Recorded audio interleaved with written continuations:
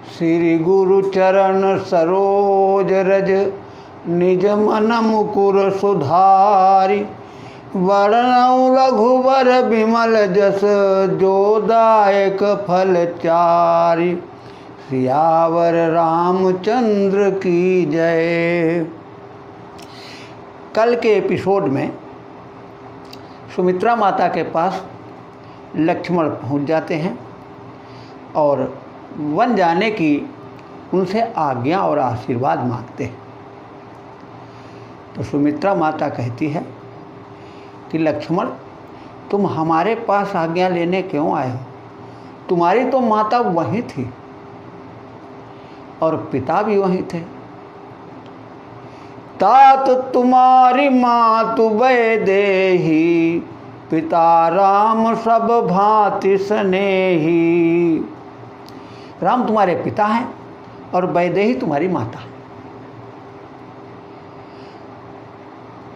हे लक्ष्मण, तुम बहुत बड़ी भूल कर रहे हो। वैदेही को छोड़कर इस देही को माता मान रहे हो। देही को माता मानने से इसका सदा प्रेम तुम्हारे साथ नहीं रहेगा, लेकिन यदि वैदेही को माता मानते हो तो तुम्हारा प्रेम सदा उनके प्रति बना रहेगा। सुमित्रा माता ने कहा, लक्ष्मण, वो माता धन्य है जिसका पुत्र राम का भक्त हो। कि पुत्रवती जुवती जग सोई, रघुपति भगत जासु सुत होई। लक्ष्मण जी ने कहा कि एक बात पूछूं? तो माता सुमित्रा ने कहा कि पूछो। तो लक्ष्मण ने पूछा कि हे माता, आपने हमारी माता को तो वैदेही बताया और अभी आप कह रही हैं कि तुम्हारा जैसा बेटा पाकर मैं धन्य हो गई। अब हम ये निर्णय नहीं कर पा रहे हैं कि हमारी माता कौन है। हमारी माता वैदेही हैं कि हमारी माता आप हैं। प्रश्न बड़ा गंभीर था, किंतु सुमित्रा जी ने कहा कि लक्ष्मण, इस बात को एक उदाहरण द्वारा समझो।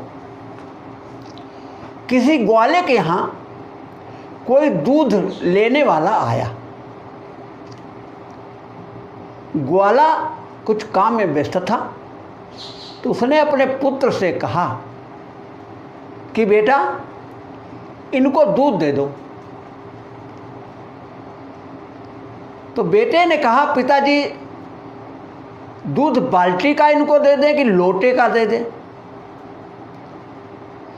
अब वो दूध न बाल्टी का है न लोटे का है, दूध तो गाय का है, लेकिन वो गाय का दूध बाल्टी और लोटे रूपी पात्र में रखा हुआ है। सुमित्रा ने कहा कि पुत्र लक्ष्मण, माता तो तुम्हारी वैदेही है, लेकिन तुम हमारे कोख में पात्र के रूप में रख दिए गए। हमारी कोख तुम्हारा पात्र है, तो हम तुम्हारी पात्र वाली माता है और हमारा तुम्हारा रिश्ता भी पात्र वाला है। असली माता तो तुम्हारी वैदेही है। लक्ष्मण को उत्तर मिल गया।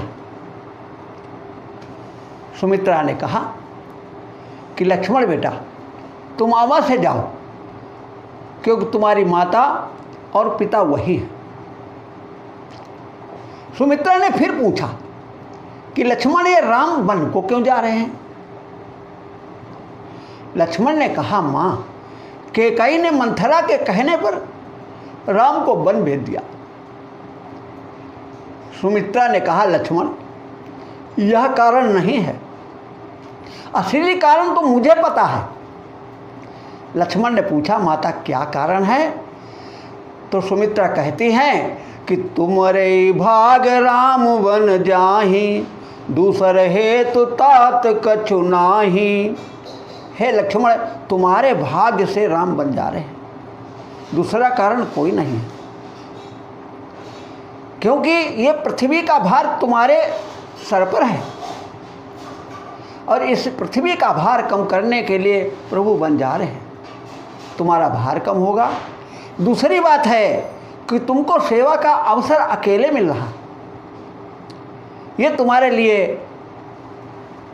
कृपा की बात है। भगवान राम तुम पर बहुत कृपा करना चाहते हैं, जिसलिए तुमको ये अकेला अवसर दे रहे हैं। लेकिन अब तुम जो सेवा करोगे उनकी, तो एक बात का ध्यान रहे, सेवा कैसे करनी चाहिए राम की, वो हम तुम्हें बताते। कल रागु रोष ईर्षा मधु मोहु, जन सपने इनके बस हो। सकल प्रकार बिहा विकार बिहाई, मन क्रम वचन करे सेवकाई। तुम्हारे अंदर राग रोष ईर्षा मद मोह ये स्वप्न में भी नहीं आने चाहिए। लक्ष्मण ने सोचा कि माता जागृत अवस्था में तो हम ध्यान रख सकते हैं कि ये विकार हमारे अंदर ना आए, लेकिन सोने के वक्त अगर कोई विकार आ जाता है तो उसमें फिर हमारा बस कैसे चलेगा। तो लक्ष्मण जी ने माँ के चरणों में मत्था रख करके कहा कि माता हमको इसका भी एक उपाय मिल गया है। सुमित्रा ने कहा क्या? कल मैं 14 वर्ष तक सोऊंगा ही नहीं, तो हमें स्वप्न आएंगे ही कैसे? तो इसलिए माता हमने जिस प्रकार आपने कहा है हम उसी प्रकार भैया राम की सेवा करेंगे। फिर सुमित्रा जी ने कहा कि हे लक्ष्मण, जय न राम बन लहाई कलेशु, सुत सोई करे यही उपदेशु। हे लक्ष्मण, तुम्हारे लिए हमारा यही उपदेश है कि सीताराम वन में कोई उनको कष्ट ना हो पावे, तुम्हारी सेवा से वो हमेशा प्रसन्न रहें और किसी प्रकार के कष्ट का अनुभव न करें। अब माता से आज्ञा लेकर के शीघ्र ही लक्ष्मण राम के पास आ गए। राम जी ने प्रश्न कर दिया कि लक्ष्मण, माता से आज्ञा ले आए? लक्ष्मण तो सचेत थे। उन्होंने कहा प्रभु, मैं तो ये जानने गया था कि हमारी माता है कौन, और अब हमें मालूम हो गया है कि माता हमारी कौन है, इसलिए मैं ये जान करके आया हूँ। और लक्ष्मण ने तुरंत सीता माता के पैर पकड़ लिए और कहा माता अब हमको आदेश। और भगवान राम से कहा प्रभु हम अपनी माता से आज्ञा ले रहे हैं। अब लक्ष्मण, राम और सीता ये तीनों राजा दशरथ के पास बन जाने की आज्ञा लेने पहुँचे। तो राजा दशरथ थोड़ी मूर्छा जगी हुई थी, तो उन्होंने तीनों की तरफ देखा। सिय समेत दो तनय निहारी, व्याकुल पहे भूमि पति भारी। जब सीता सहित दोनों भाइयों को देखा तो राजा व्याकुल हो गया। बार बार स्नेहवश राजा उनको गले से लगा लेते हैं। तीनों ने राजा दशरथ को शीश नवाया और बन जाने की आज्ञा मांगी। नाई शीश पदवती अनुरागा, उठे रघुवीर विदात मांगा। राजा राम सीता को बार बार हृदय से लगा लेते हैं, किंतु बन जाने की आज्ञा दे नहीं पाते। तब कैकेयी तमतमाते हुए उठी और बोली, राम ये राजा तुमको बन जाने की आज्ञा कभी नहीं देंगे, अतः तुम बलकल वस्त्र पहनो और वन को निकलो। मुनिपट भूषण भाव जनानी, और आगे धरी बोली मृदुवानी। राम तुरत मुनि भेष बनाई, चले जनक जननी सिरनाई। जब राजा को मूर्छा जगी तो सुमंत को देखकर कहने लगे कि सुमंत, क्या राम लक्ष्मण सीता चले गए? तो सुमंत कुछ बोल नहीं पाए, उनकी आंखों से झरझर आंसू बह रहे हैं। राजा ये देख करके ही अनुमान लगा लिए कि वो तीनों चल गए। तब सुमंत को बुलाया और कहा, सुमंत तुम रथ लेकर के जाओ, उन्हें पैदल मत चलने देना, और 2-4 दिन वन में घुमा करके लौटा लाना।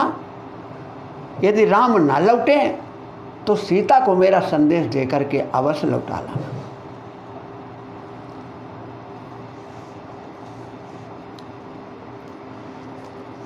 तपसी का भेष धर भगवान चल पड़े, देखा पिता ने रूप तो आंसू निकल पड़े। तपसी का भेष धर भगवान चल पड़े। राजा ने सुमंत को बुला करके कहा कि हे सुमंत, जीवन भर तुमने मेरे हाथ जोड़े, लेकिन आज मैं तुम्हारे हाथ जोड़कर कह रहा हूँ कि तुम रथ लेकर जाओ और उन्हें रथ पर बिठा करके 2-4 दिन वन में घुमा करके लिवा लाना। वन में घूमते समय जब सीता जी को भय लगे तो उस अवसर को देखकर मेरे संदेश को कहना। जब सिय कान न देखी डराही, कहो मोर सिखावस रूपाई। सास ससुर अस कहे संदेशु, पुति फिरहि बन बहुत कलेशु। राजा ने कहा कि जब सीता जी भयभीत दिखाई दें तब तो हमारे संदेश को कह देना। फिर राजा ने सुमंत से कहा कि दो नहीं फिरें धीर दो भाई, सत्य संध दड़वत रघुराई। तो तुम विनय करे कर जोरी, फिर ये प्रभु मिथिलेश किशोरी। हे सुमंत, जैसे मैंने तुम्हारे सामने हाथ जोड़े, इसी प्रकार मेरी तरफ से तुम हाथ जोड़ करके और विनती करना कि यदि वो दोनों भाई ना लौटें, क्योंकि हम जानते हैं कि वो सत्यव्रती हैं, दृढ़व्रती हैं, तो वो लौटेंगे नहीं। लेकिन उनसे ये बात ज़रूर कह देना कि सीता जी को वो वापस कर दें। अगर सीता जी वापस आ जाती हैं तो मेरे जीने का सहारा मिल जाएगा। यही विधि करे उपाय कदम्बा, और फिर तो हो प्राण अब लंबा। अगर सीता जी आ जाती हैं तो हमारे प्राणों को अवलंब मिल जाएगा, और अगर नहीं लौटती हैं तो बिना अवलंब के हम जीवित नहीं रहेंगे। अब विचार करके देखिए कि राम जल हैं और दशरथ जी अपने को मछली मान रहे हैं, लेकिन मछली तो जल के अलावा और किसी विकल्प को चाहती नहीं है, उसे जल ही चाहिए। जल से निकाल दो वो मर जाएगी। लेकिन दशरथ यहाँ कहते हैं कि अगर राम न लौटे तो सीता जी ही लौट जाऊँ। तो जो मछली पानी के बगैर जीवित नहीं रह पाती है, तो दशरथ राम के बगैर सीता को देकर कैसे जीवित रह पाएंगे। यहाँ संतों ने भाव दिया है कि मछली पानी में तो प्रसन्नता से रहती है, लेकिन वही मछली यदि समुद्र के किनारे पड़ी हो और पानी की लहर आकर के उसको भिगो देती हो, तो मछली तड़पती तो रहेगी लेकिन उसका जीवन बना रहेगा, क्योंकि लहर बार बार आकर के उसको पानी देती रहेगी, तो मछली मरेगी नहीं, तड़पती तो रहेगी।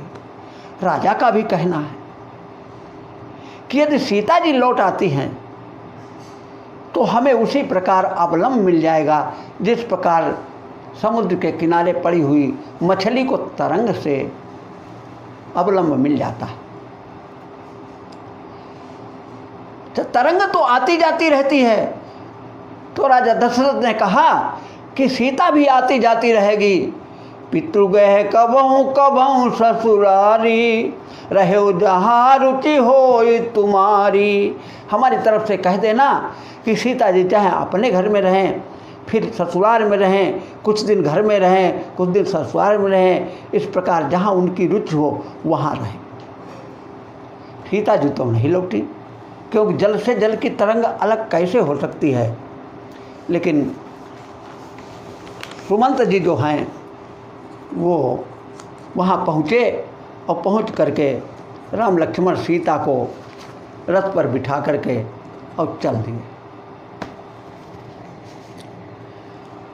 अब जैसे ही सुमंत ने रथ चलाया तो जितने भी अयोध्यावासी हैं वो राम के रथ के साथ ही लग गए। राम ने बहुत समझाया लेकिन वो कोई समझने को तैयार ही नहीं। राम ने यहाँ तक कहा कि भाई तुम लोग हमारे साथ चलना चाहते हो, वहाँ क्या करोगे? तो अयोध्या वासियों ने कहा प्रभु हम आपकी आज्ञा मानेंगे और आपकी आज्ञा जो होगी वो काम करेंगे। राम ने कहा तो मेरी आज्ञा यही है कि तुम लोग यहीं अयोध्या में रहो और भरत भैया का सहयोग करो। लेकिन कोई तैयार नहीं। वो कह रहे हैं कि जहाँ आप रहेंगे वही अवध है, ये अवध अब अवध नहीं रहा। जब राम ने देखा है कोई मानने को तैयार नहीं है तो फिर ज़्यादा विरोध नहीं किया और ये सब तमसा नदी के किनारे पहुँचे। तमसा नदी के किनारे जब पहुँचे तो वहाँ रात को राम ने विश्राम किया। विश्राम करते समय सब लोग थके हुए थे और कुछ देव की माया थी तो सो। जब सबको नींद आ गई तो राम जो है रात्रि के तीसरे पहर उठे और सचिव को जगाया, सीता और लक्ष्मण को साथ में लिया और सचिव से कहा कि खोज मारे रथ हाँ कऊ ताता, आनी उपाय बनिए नहीं बाता। कि है तात रथ को ऐसे हाँकिए कि उसका कोई निशान न बने, तो और कोई उपाय हमें दिखाई नहीं देता है। तो राम लखन से जान चढ़ी शंभु चरण सिरुनाय, सचिव चलाए तुरत रथ इतुत खोज दुराई। त सीता सचिव सहित दो भाई, श्रृंगवेरपुर पहुँचे जाई। ये तो सचिव सीता और लक्ष्मण राम सब श्रृंगवेर में पहुँच गए। अब यहाँ प्रातःकाल हुआ तो सब जगने के बाद उन्होंने खोजना शुरू किया तो राम लक्ष्मण सीता कहीं दिखाई नहीं दिए। अब वो सब बहुत विलाप कर रहे हैं कि प्रभु हमको छोड़ के चले गए, हमारा क्या अपराध था। तो फिर सोच समझ करके वो लोग अयोध्या लौट आए हैं। बाबा तुलसीदास जी कहते हैं कि जो जागता है वही प्रभु के साथ रह पाता है और जो सो जाता है उसको प्रभु छोड़ के चले जाते हैं। यहाँ पर एक ब्रज का भाव है बड़ा सुंदर। ब्रज में एक गोपी जो है वो उन्मत्त होकर के गलियों में घूम रही और कह रही है कि मैं बेच रही हूँ कोई खरीद लो, मैं बेच रही हूँ कोई खरीद लो। दूसरी गोपी ने कहा कि बहन क्या बेच रही हो? वो कह रही हम अपनी नींद बेच रही हैं। मैं हूँ निदिया बेचन बारी, मैं हूँ निदिया बेचन बारी, ले लो कोई मोल नहीं है, ले लो कोई मोल नहीं है, ये है सौतन सारी, मैं हूँ निदिया बेचन बारी। कहा इसका कोई मूल्य नहीं है, जो जिसको ज़रूरत हो मैं उसको दे सकती हूँ और उसके बदले में हमें कोई मूल्य नहीं चाहिए। दूसरी गोपी ने कहा कि बहन तुम नींद क्यों बेच रही हो? नींद की कीमत उनसे पूछो जिनको नींद आती ही नहीं है, जिनको नींद के लिए डॉक्टर के यहाँ जाना पड़ता है, और तुम नींद बेच रही हो। गोपी ने कहा कि मेरी एक समस्या है। उसे दूसरी गोपी ने कहा बहन क्या समस्या है? तो गोपी कह रही है कि आवन कहो लाल घर मेरे। श्याम सुंदर ने मेरे घर आने को कहा। तो दूसरी गोपी कह रही क्या फिर आए नहीं? कहे नहीं आए, लेकिन उनके आने से पहले हमको नींद आ गई। श्याम सुंदर आए और हमको सोता देख करके आंगन में घूम करके चले गए। आए मोहना फिर गए अंगना, मैं बैरी न रही सोई। अब जब मेरी नींद टूटी और मैं जब जगी तो हमने देखा कि उनके पद चिन्ह जो हैं हमारे आंगन में बने हुए हैं। तो मुझको बहुत ही अपने पर गुस्सा आया कि जब उन्होंने आने को कहा था तो हमें सोना नहीं चाहिए था। ये नींद जो है इसने हमें श्याम सुंदर से मिलने नहीं दिया, इसलिए मैं इस नींद को बेचना चाहता हूँ। दूसरी गोपी ने कहा अगर ऐसी बात है तो बहन हमारी ही झोली में डाल दो। तो उसने कहा कि तुम क्यों नींद को लेना चाहती हो? क्या तुमको श्याम सुंदर अच्छे नहीं लगते? तो गोपी कहली नहीं, श्याम सुंदर तो हमको तुमसे भी ज़्यादा अच्छे लगते हैं, लेकिन मेरी भी एक समस्या है। क्या? कहली कि लेटी होती पलगा पर मैं, प्रभु ज्ञान और ध्यान चित्त में लगाए। लागी गई पल में पल कहे, पल लागत ही पल में प्रभु आए।